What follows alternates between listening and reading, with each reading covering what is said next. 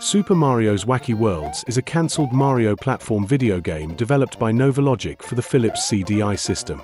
The game was conceived as a sequel to Super Mario World, a game released for Super NES in 1990.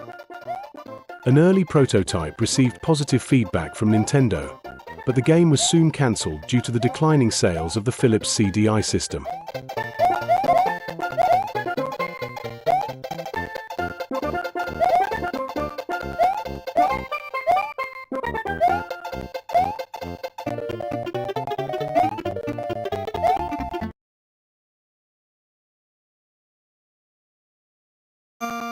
As an incomplete pastiche of Super Mario World, Mario can only walk and jump.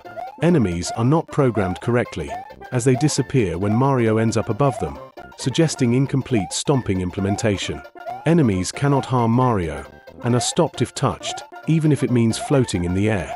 Mario can't die when he falls into a pit but floats on it.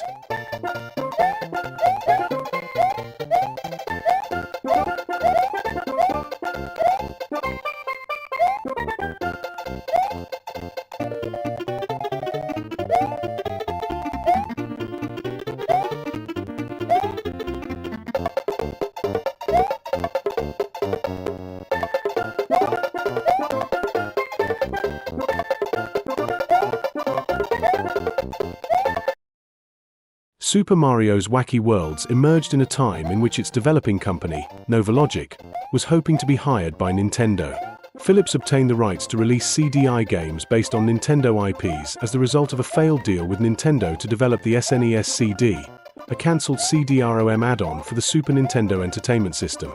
Consequently, a Nintendo sales executive suggested to Novalogic that simple Nintendo titles could play on the CDI, sparking the idea of putting a popular Nintendo game, Super Mario World, onto a CDI disc, making the project an intended successor to the launch title exclusively for the CDI hardware.